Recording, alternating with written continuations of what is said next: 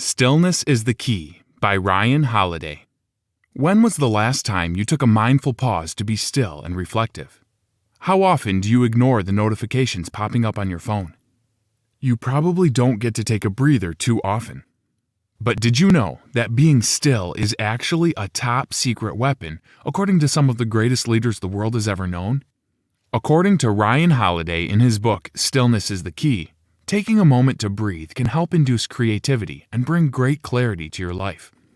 These pauses, soaked with inactivity, can actually propel your life forward and alter your perspective. Stillness is what aims the archer's arrow. It inspires new ideas. It sharpens perspective and illuminates connections. Ryan Holiday.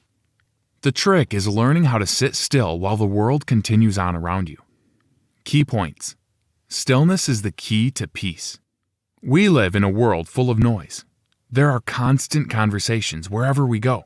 There is social media begging us to scroll through, traffic honking, and on top of that, we have our own schedules to adhere to, which include family duties, social obligations, and of course, work. Life in the modern day is busy. This busyness causes stress in our lives because we feel at high demand 24/7. Everyone is trying to get our attention in one way or another. So, how do we clear our heads in order to make decisions efficiently? According to Holiday, the best way to find clarity and peace is to be still.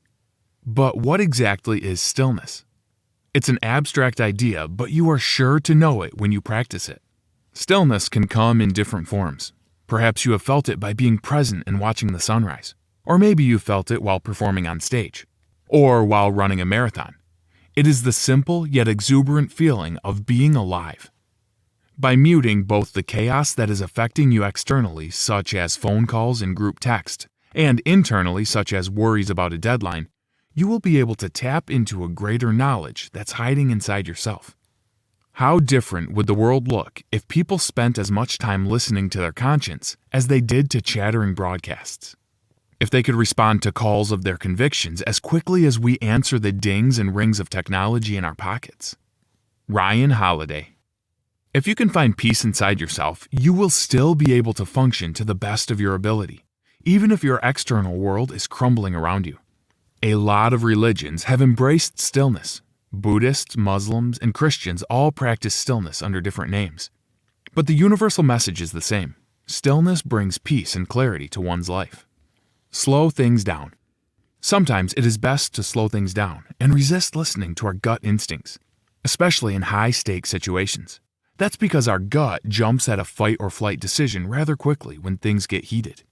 For example, President John F. Kennedy woke up to the news in October of 1962 that a Soviet Union nuclear missile site was being constructed in Cuba, approximately 100 miles from the American coast.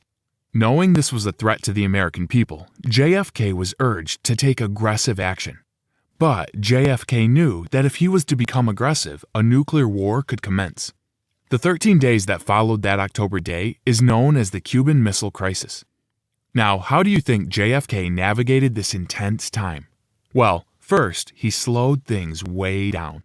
He knew he needed a clear head to make a clear decision. He succumbed to a sort of meditative process where he wrote missile over and over on pages of paper, as well as the word leaders. This is, in fact, the first obligation of a leader and a decision maker. Our job is not to go with our gut or fixate on the first impression we form about an issue.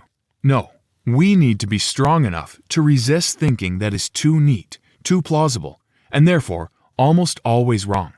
Because if the leader can't take the time to develop a clear sense of the bigger picture, who will?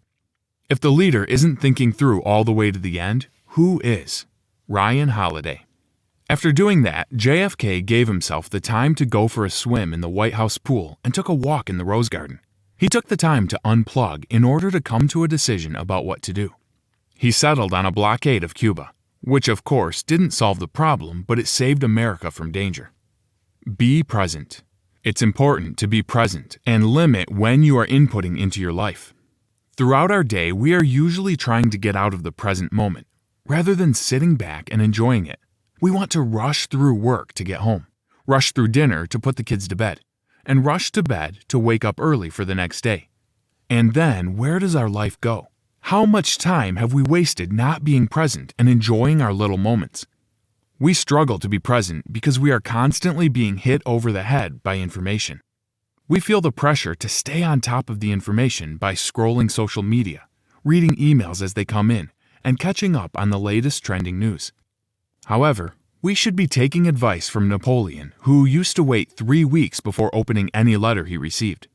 Napoleon did this because he found that these time-sensitive, drastic issues usually sorted themselves out between the time he received the letter and the time he actually opened it.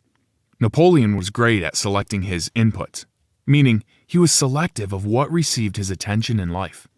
Some simple ways to do this in modern day is to use the Do Not Disturb setting on your phone, block unwanted emails, and unfriend toxic people. By blocking out unnecessary noise, it'll be easier for you to find stillness in your life. Reflective journaling. Journaling is a great way to get your thoughts on paper to help you hash out your thoughts and create clarity in your life. Anne Frank is a historical example of how journaling can be not only therapeutic but useful. It helped her to see herself from an outsider's perspective. She found it to be a way of reviewing her behavior and believed everyone should do it. This is what the best journals look like. They aren't for the reader. They are for the writer, to slow the mind down, to wage peace with oneself. Ryan Holiday. Journaling has been proven to help restore well-being after disastrous or traumatic events. It is a way to super focus on yourself and ignore the distractions of the outside world. When you sit down at night to journal, focus on things that confused you throughout the day, such as why you were in a particular mood. By journaling, you may be able to see where it stemmed from. Make journaling consistent, and it will turn into the most important time of your day. Cultivate silence. Surround yourself with silence. By surrounding yourself with silence, only then will you be able to truly hear. Silence is full of richness. So instead of listening to music on your commute or TV in the background, learn to turn off the devices and sit in silence. Silence, however, according to music composer John Cage, does not exist.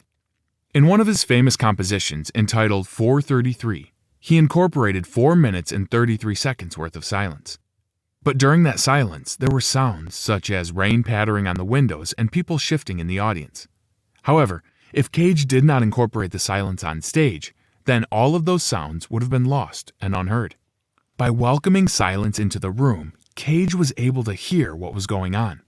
When our lives get too loud, finding quiet can help us to refocus and find peace. A good way to do this is to find quiet places to spend time, such as the woods or a private garden. By quieting the noise around us, we are able to be more aware and in touch with the world we live in. And it also helps us to find answers. Peaceful souls and minds.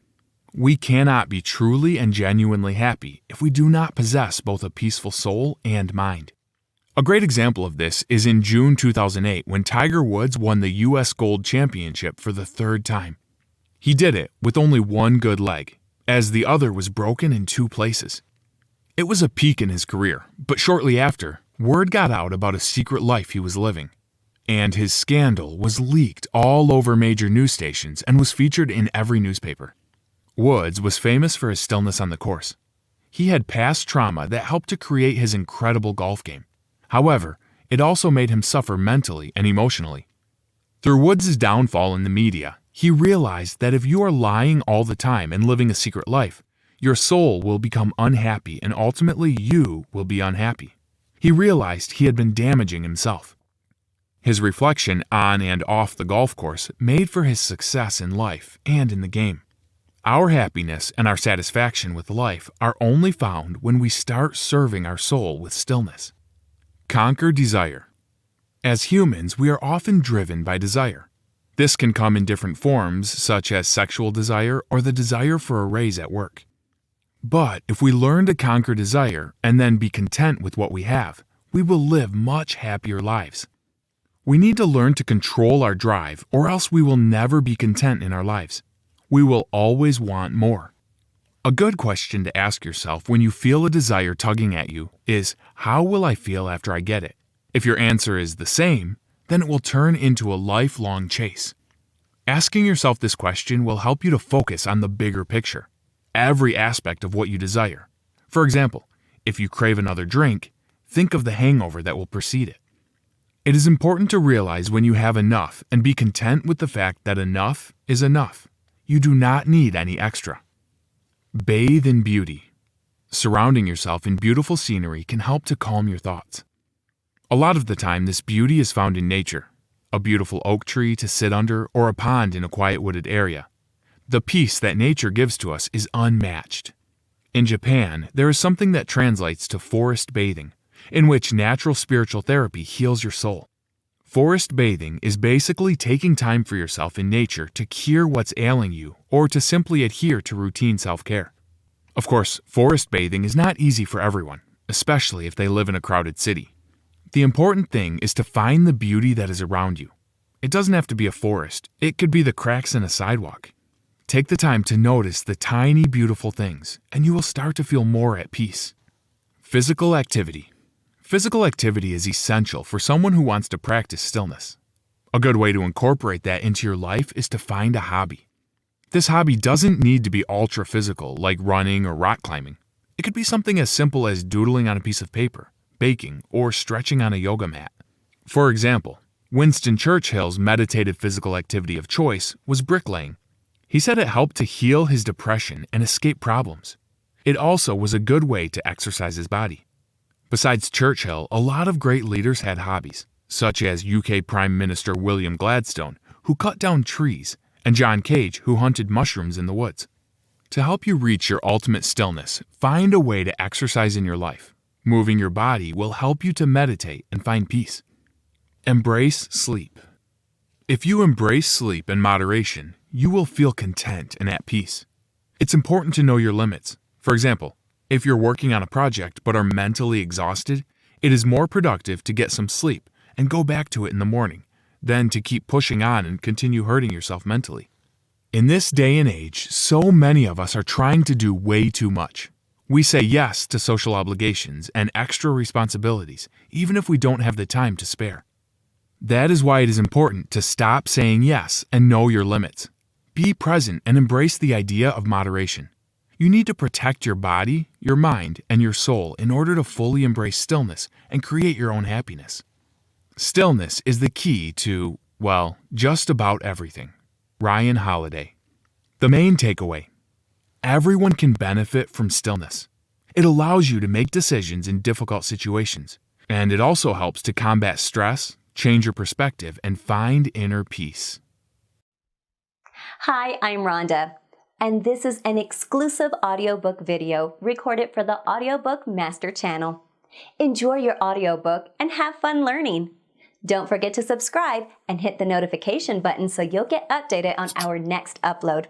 If you liked the video, give us a thumbs up and say your thoughts about the book we just covered. Do you want to listen to a summary or review of a book that we haven't covered in the past? Say it in the comments below or send us a message. Don't forget to check our other uploads. Enjoy listening!